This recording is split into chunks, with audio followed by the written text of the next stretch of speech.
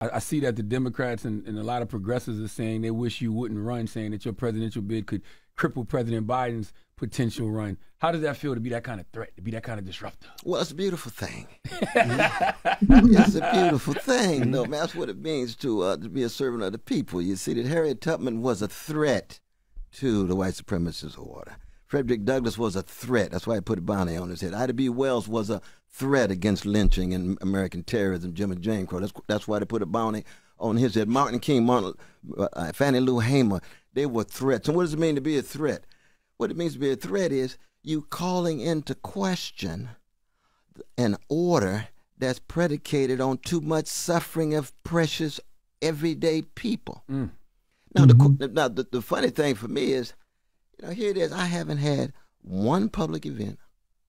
I haven't had one fundraiser. And they say I'm a threat and a menace to the constitutional order. I say, yeah, that's what I need to be doing. That's precisely what I need to be doing, you see. Because the Constitution was pro-slavery in practice for 75 years. It's pro-Jim and Jane Crow in practice for 100 years. These days, the new Jim Crow. I always begin, as a Christian, I begin with the least of these. Which means I look at the world through the lens of my partners who incarcerated. I've been blessed to teach in prisons for 41 years. Now, I asked the Democrats, what are you doing about mass incarceration? Biden, you was an architect of it with a white supremacist named Thurman. That's right. Was strong. What are you doing about mass incarceration? I want to know. If you're not doing about it, how am I spoiling your votes? You're not speaking to the needs of my people. You're not speaking to the needs of those who are suffering. Right. So I'm not a spoiler. I'm casting a spotlight on that which you don't want to come to terms with. If you were really concerned about the issues I'm concerned about, then steal my thunder.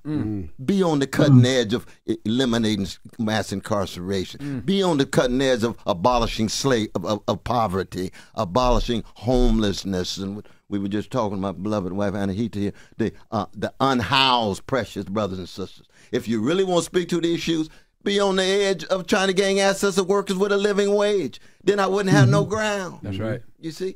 So they think that but people say, well, it's just a personal thing. It's just a vanity thing. Please, I just turned 70 years old. The last thing I want to do is be wrestling with the issues in the American empire that have to do with just how sick and indifferent and callous our elites are when it comes to poor people and working people. But I got to be true to one's calling.